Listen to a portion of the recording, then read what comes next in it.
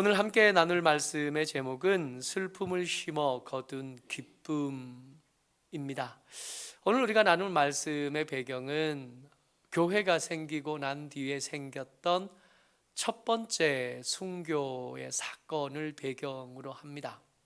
스테반 집사님이 공의회에 잡혀갔고요, 거짓 증언들에 의해서 재판을 받게 됐는데, 재판받은 것에 대해서 변론할 기회를 얻었고 최선을 다해 변론했지만 그 변론한 것의 결과로 무죄를 선고받지는 못했습니다.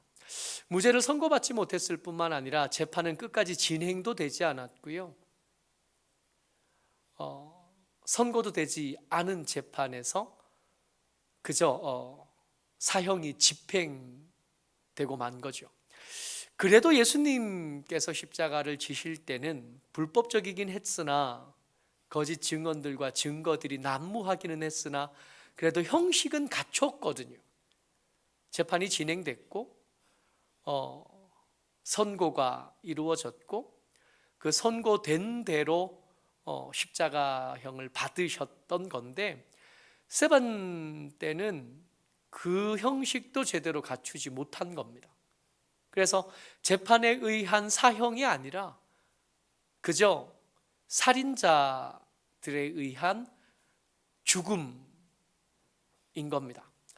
누가가 이 사도행전에 등장한 이 첫 번째 순교 사건을 기록하면서 그 살인자들의 생각들을 이렇게 몇 가지로 이렇게 두드러지게 기록을 해뒀습니다. 재판이 진행되기는 했으나 끝은 안 났고, 끝나지 않은 재판의 결과를 받아들이지 못한 사람들이 스테반 집사님을 죽인 거죠. 그러니까 살인이 맞고, 이 살인자들의 품었던 생각 첫 번째가 뭐냐 하면 그들이 마음이 찔렸다는 겁니다. 먼저 이 말씀부터 같이 읽어보죠. 54절입니다. 7장 54절 말씀입니다. 같이요, 시작. 그들이 이 말을 듣고 마음에 찔려 그를 향하여 이를 갈거늘. 스테반 집사님의 변론의 결론이 뭐였냐 하면 예수님이 의로운 하나님의 그리스도셨고 그 의로운 그리스도를 너희들이 죽였다. 이 결론을 들은 사람들이 마음이 찔렸어요. 근데 사도행전을 읽다 보면 우리의 기억에서 흩어지지 않는 단어들, 아주 중요한 단어들 몇 가지 중에 하나가 이게 마음이 찔려예요.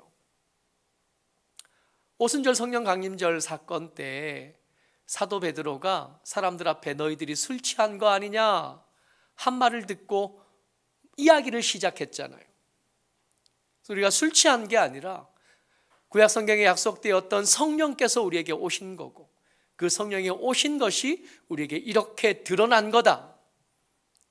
성령께서 왜 이 시간에 이렇게 오셨냐 하면 부활하신 예수님께서 약속하신 것 때문인데, 그 부활하신 예수님은 죽은 것, 그 죽은 것은 너희들 때문이다. 근데 그 말씀, 그 설교를 들었던 사람들의 반응이 뭐였냐 하면 똑같이 마음이 찔려였습니다. 근데 우리나라 성경, 우리 한글 성경으로는 마음이 찔려로 두 가지를 똑같이 번역했기는 했지만 헬라어로는 전혀 다른 단어예요. 다른 단어입니다. 애초에 같은 마음도 아니고 애초에 같은 결과를 만들어내지도 못합니다. 베드로의 설교를 듣고 마음에 찔렸던 사람들의 그 마음의 찔림은 죄책감 때문이에요. 그 설교를 들으면서 인정한 겁니다. 맞다, 우리가 잘못했다, 우리가 불법을 행했고 하나님의 의로운 자를 우리가 죽인 게 맞다. 그래서 마음이 찔렸어요. 그래서 마음이 찔려서 그들은 뭘 했냐 하면 물어봤죠. 우리가 어찌하면 좋겠냐. 근데 이건 달라요. 똑같이 마음이 찔렸다라고 번역되긴 했지만 이것은 분노의 표현입니다. 그들이 이 말을 듣고 마음이 찔렸습니다.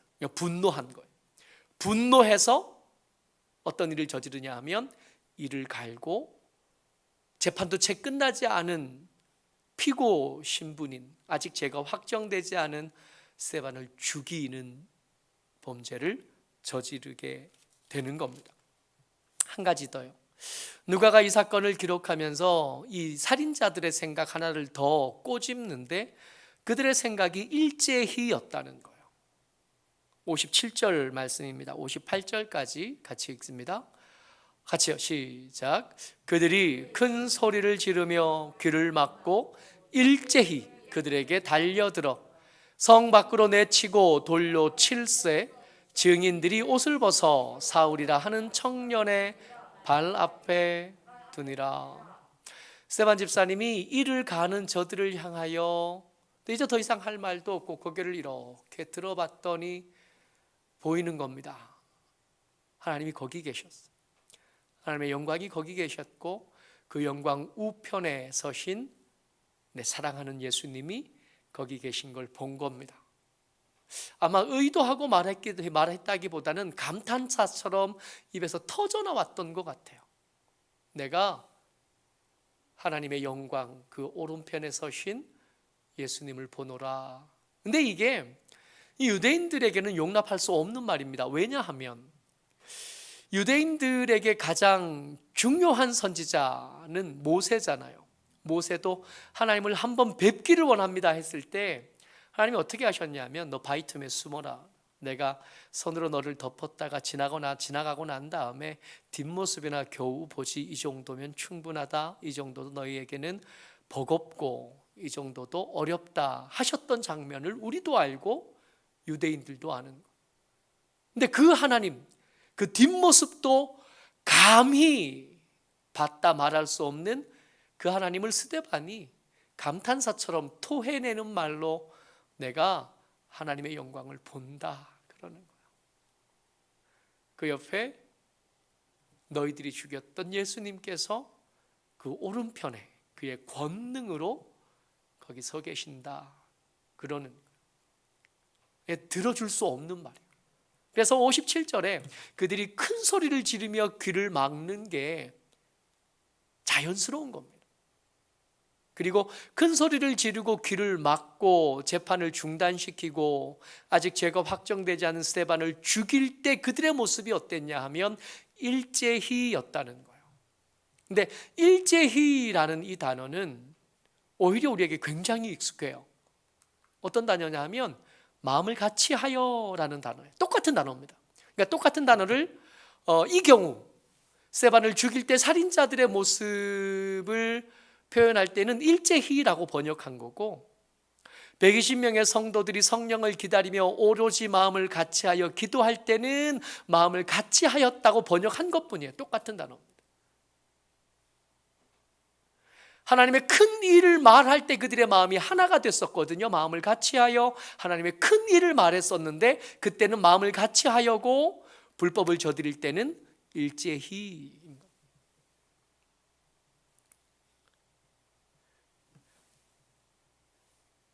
다르지 않아요.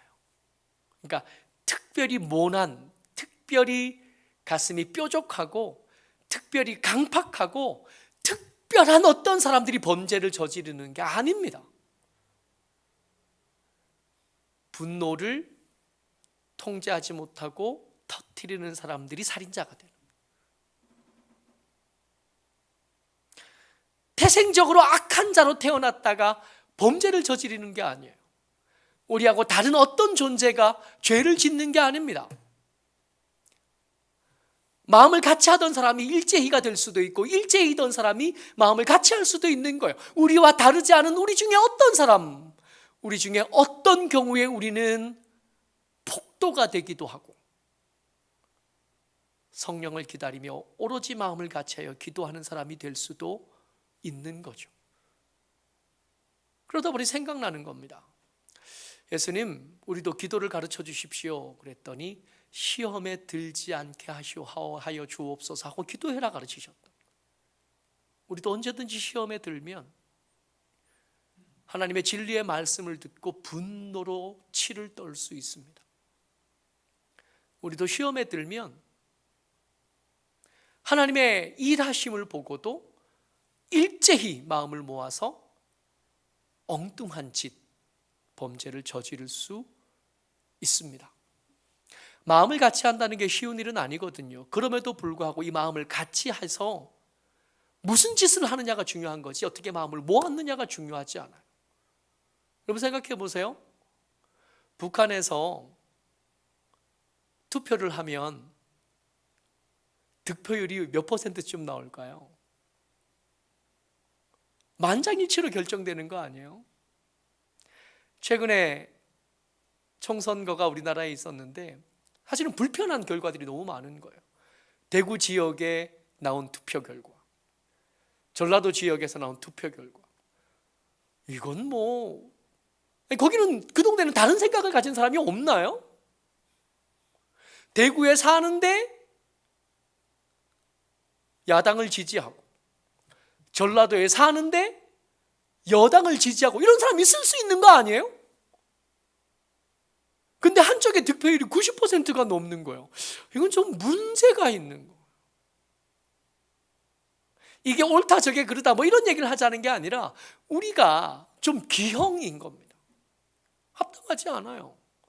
만장일치가 좋은 것 같으나 만장일치를 가장 잘하는 집단은 공산주의자들인 거 아닌가요? 생각이 다를 수 있지. 하물며 집에서 야식을 먹으려고 할 때 치킨을 먹을 거냐 피자를 먹을 거냐 가지고도 생각이 나뉘는데 그렇지 않아요? 그게 자연스러운 거 아닌가요? 마음을 일제히 모으는 거, 마음을 같이 하는 거 중요합니다만은 더 중요한 것은 마음을 같이 해서 뭐 할 거냐고. 마음이 찔리는 거 혹은 분노함으로 살인자가 되기도 하고 마음이 찔려 형제여 우리가 어찌할꼬 물어 구원을 얻기도 하는 거거든요. 여러분, 이 살인자들이 우리와 다른 인종이 아닙니다. 우리도 시험에 들면 얼마든지 스데반을 죽였던 이 폭도처럼 우리 얼마든지 바뀔 수 있는 사람입니다. 그래서 예수님의 기도가 우리에게 꼭 필요한 기도인 거예요. 하나님, 우리로 시험에 들지 않게 하여 주옵소서. 이렇게 예루살렘에서 스데반 집사님을 죽이는 일이 벌어지고 나니까 이 스데반이 죽고 난 뒤의 장면을 누가가 기록하면서 뭐라고 기록하냐면 흩어 뿌려졌다 라고 표현합니다. 8장 1절과 2절이에요. 같이요. 시작. 사울은 그가 죽임 당함을 마땅히 여기더라. 그날에 예루살렘에 있는 교회에 큰 박해가 있어 사도 외에는 다 유대와 사마리아 모든 땅으로 흩어지니라. 아멘. 흩어지니라 한 저 단어의 원래 뜻이 흩어 뿌리다예요. 이렇게 씨를 뿌리는 농부의 모습을 표현할 때 저 단어를 씁니다. 이 단어는 교회에게 있어 정말 중요한 단어예요. 이 흩어 뿌리다라는 단어가 헬라어로 디아스페로이라는 단어입니다. 디아스페로이. 근데 이 디아스페로이 흩어 뿌리다 한 단어에서 뭐가 나왔냐 하면 디아스포라가 나왔어요. 교회를 일컫는 가장 중요한 단어 중에 하나가 디아스포라입니다. 교회를 이끌 때 흔히 두 단어를 쓰거든요. 하나는 에클레시아로 쓰고 또 하나는 디아스포라라고 쓰는데 이 디아스포라의 뜻이 뭐냐면 흩어 뿌리다에서 출발해서 흩어진 사람들 할 때 디아스포라 그래요. 우린 누구냐 하면 흩어진 사람들인 겁니다. 누가 뿌리셨어요? 물론 하나님이 뿌리셨죠. 근데 그 뿌려짐 받게 된 사건이 뭐였냐면 아프고 슬프고 고통스러운 사건이었다는 겁니다.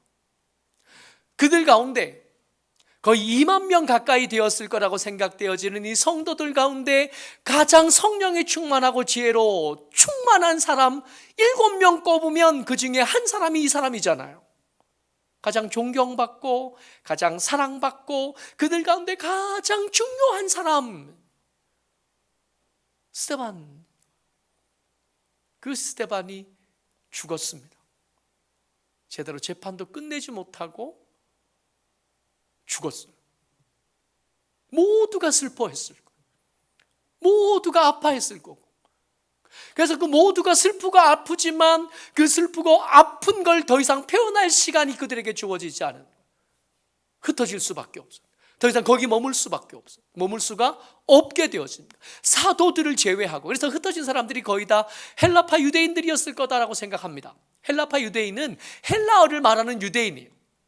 히브리어를 말하는 유대인들은 본토박이들인 거고, 헬라파 유대인들은 외부에서 온 사람들인 거예요. 이 사람들은 더 이상 거기서 머물 수 없게 됐고 쫓겨난 겁니다. 근데 이 슬픈 일 때문에 일어난 이 흩어짐, 이 디아스포라가 슬픔으로 끝나지 않았다는 게 여러분들과 제게 정말 중요합니다. 오늘 설교의 제목이 그래서 이거예요. 슬픔을 심었습니다. 근데 당연히 슬픔을 심었으니까 콩 심은 데 콩 나는 것처럼, 팥 심은 데 팥 나는 것처럼 슬픔과 고통과 통증이 열매로 맺어져야 되는데 아니었다는 거예요. 우리가 믿음 안에 붙어 있어야 될 이유가 이겁니다. 여러분, 살아보니까 그렇게 길게 살지 않았는데도 알겠어요. 세상은 슬퍼요. 세상은 고통스럽습니다. 뭘 선택하든 한 가지는 잃어버리게 돼요.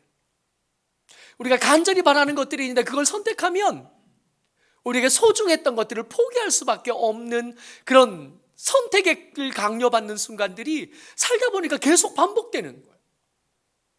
이런 일이 반복된다는 게 무슨 뜻이냐 하면 계속 기쁠 수 없다고요.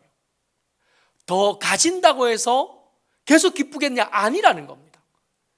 그들이 가진 재물이 그들의 슬픔을 가릴 수는 있겠으나, 가려서 보이지 않게 만들 수 있겠으나, 안 보인다고 해서 슬픔이 없어진 건 아니에요.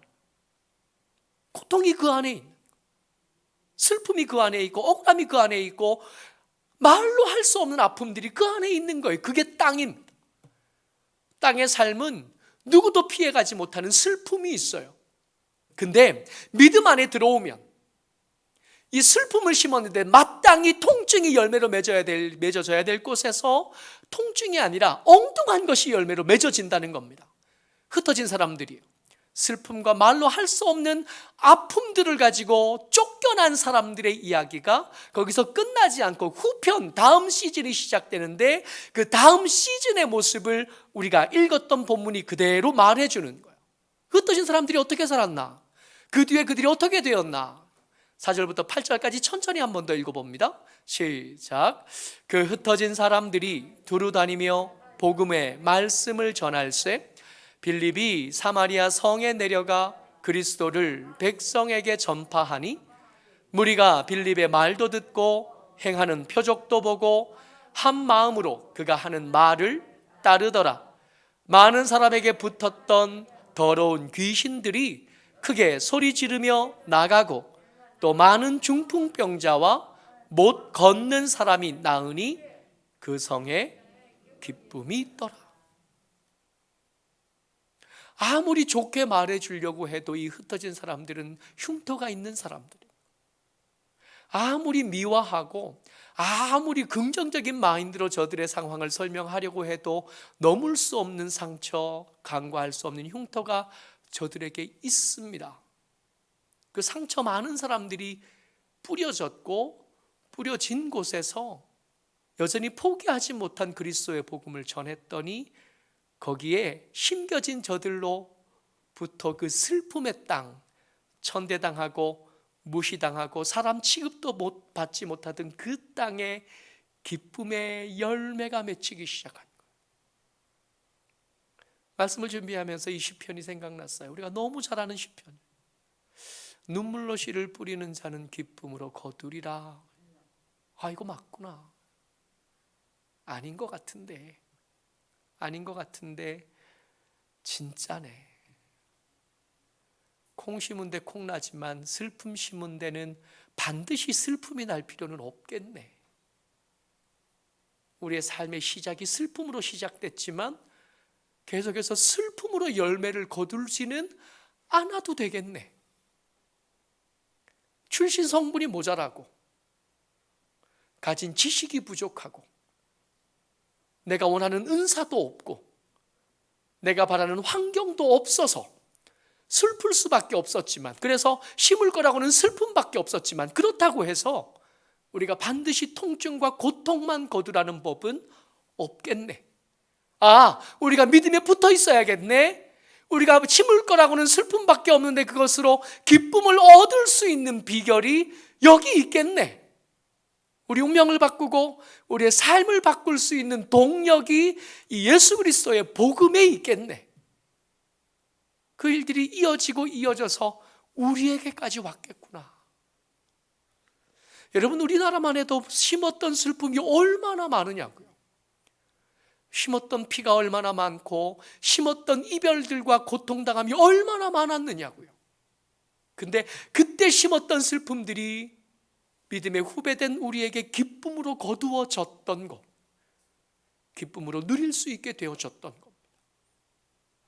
할 만한 일이냐고 묻는다면 아니라고 말하겠어요. 아닙니다. 할 만한 일 아닙니다. 할 만한 일도 아니고 하겠다고 자처할 만한 일도 아닙니다만은 대안이 별로 없어요. 우리 사는 땅이 슬퍼. 우리가 슬픈 환경을 가졌고 슬픈 시작을 할 수밖에 없습니다. 그렇지만 이 사도행전의 말씀을 읽어보다 보니까 슬픔을 심었다고 해서 반드시 슬픔을 거두라는 법은 없는 거네요. 바꿀 수 있습니다. 이 변화가 어디서 시작되냐 하면 여전히 포기하지 못한 우리 그리스도 예수의 복음에서 시작하는 거예요. 슬픈 일이 생겼다고 해서 도망가지 않는 거예요. 사는 거처는 뺏겼지만 믿음은 뺏기지 않은 겁니다. 그래서 그 슬픔을 포기하지 않고 그것들을 심어서 기억고 기쁨을 거두기 시작하는 거예요. 모쪼록 예수 믿는 저와 여러분들 우리의 삶에 여전히 슬픔이 있고 고통스러움이 있는데 도망가지 말자고요. 도망가지 말고 이걸 심어서 하나님, 우리가 이 슬픔을 심습니다. 오늘 이 심은 슬픔이 기쁨으로 열매 맺게 하여 주옵소서. 우리가 이 슬픔, 이 벅차고 이 고통스럽고 이 견뎌내야만 돼야 되는 이런 슬픔을 우리가 오늘 심겠사오니 원하옵건대 우리가 사랑하는 사람들의 삶에서 기쁨으로 열매 맺게 하여 주옵소서. 기도하며 오늘도 우리의 삶의 자리, 믿음의 자리를 지켜내는 저와 여러분 다 되시기를 주의 이름으로 축복합니다. 아멘.